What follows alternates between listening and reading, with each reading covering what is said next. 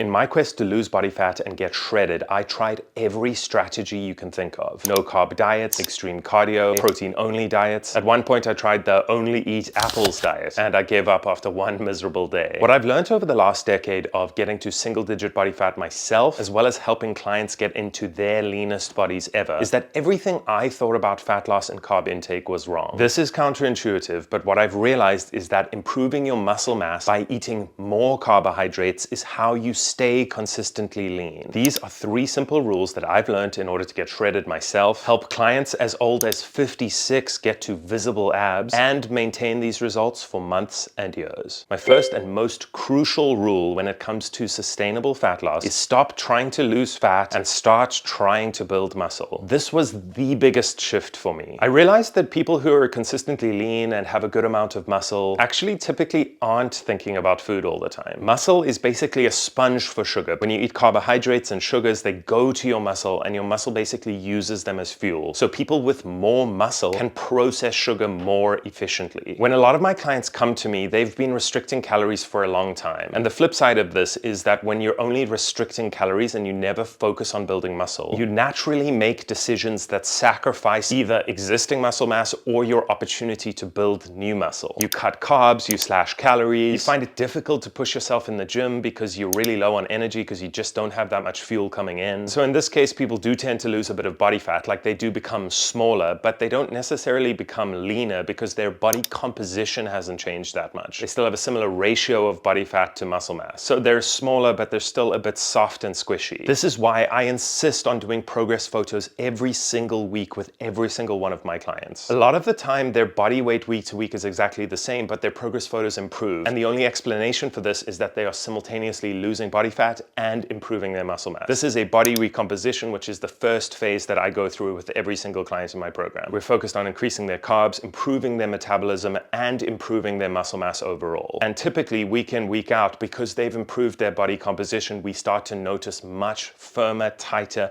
more defined looking progress photos. And this is true for the guys and the girls that I coach. Muscle changes how your body handles the food that you eat. People with more muscle just manage carbohydrates and sugars much better. They store more glucose in their muscle instead of their fat storage. Their insulin sensitivity improves. Their metabolism naturally speeds up and starts working for them instead of against them. The goal should be to improve your muscle mass to fat ratio. And before I get into rule number 2, super quick guys, if this is all making sense in theory, but you want some help with practically implementing this stuff into your nutrition and training, that's exactly what I do with my one-to-one clients. If you want to learn more about it, you can apply down below for an absolutely free consultation with me. I'd love to hear from you and I'll give you all the details. Rule number 2 is keep protein high, keep carbohydrates high, and keep fats controlled. This one surprises people because low carb has always been associated with fat loss. And for years, particularly as a teenager or as a young adult, where I really just wanted to have a six-pack all the time, I thought carbs were the enemy. I wanted to get lean, stay lean, so honestly carbs had to go. And did this work to get me lean? Yes. Did it work to help me stay lean? Not really. It was a little bit too restrictive and I didn't really have much muscle mass to think of. I looked like a bit of a scarecrow. But when I learned a little bit more about nutrition and I started using myself as a one-person experiment where I kept protein really high, I actually increased my amount of carbohydrates and kept my dietary fat relatively low just because dietary fat is much higher in calories than the other 2 macronutrients. The results became noticeable, sustainable, and a lot more fun. It's well known that protein supports muscle retention and muscle growth. Fats are important for joint health and for hormone production, so you do need to eat some dietary fat. But most importantly, carbs fuel energy. It's very difficult to get into amazing, sustainable, muscular and lean shape if you don't have enough carbs in your diet. No one who's serious about being in amazing shape with a really good physique eats low carb consistently all year round. When I structured my diets around high protein, relatively high carbohydrate, and low to moderate amounts of fat, I could train hard, recover properly, build muscle, feel like a human being with a life,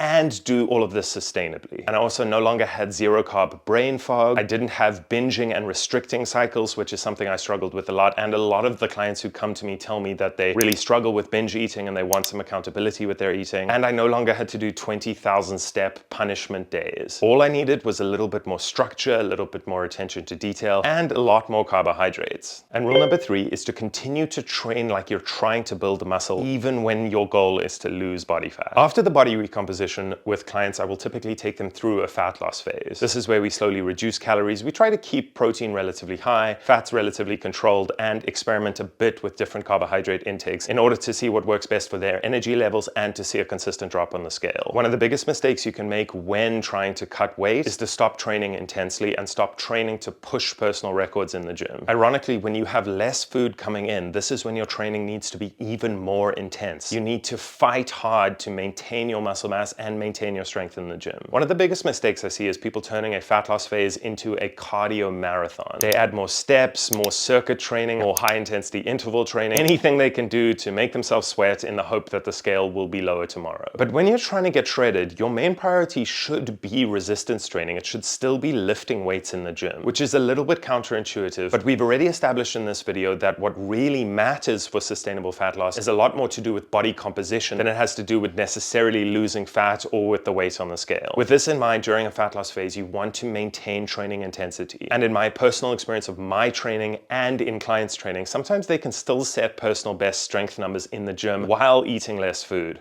A lot of this is mental. You won't necessarily get weaker and lose muscle if you continue to put in the hard graft in the gym. Your body basically will keep the muscle that it believes that it needs. And if you continue to send that strong muscle building signal every single time you're in the gym, irrespective of the amount of calories coming in. Basically, cardio is a tool that you can use, a calorie deficit is a tool that you can use, steps are a tool that you can use, and I do use all of these in an overall fat loss approach for clients. But muscle is the engine of fat loss. Building and maintaining your muscle mass is the most effective and sustainable way to maintain a lean physique year-round. And once you've built it naturally, you can maintain it with a lot less volume than you think. And this is how I've helped many people, men and women in their 40s, 50s, and beyond, to get into their best, leanest bodies ever and maintain these results. Not by starving, but by training properly, having the right structure and accountability, and crucially, eating enough carbohydrates for energy to maintain their performance in the gym. And if that all made sense to you guys, I would love it if you liked the video and subscribe to the channel for more no-nonsense, evidence-based fitness advice from somebody who works with real people in the real world every single day of my life. If you want to work directly with me, the applications for coaching are in the first link of the description. And check out this video next, which is my complete guide to body recomposition, how to build muscle and lose fat at the same time.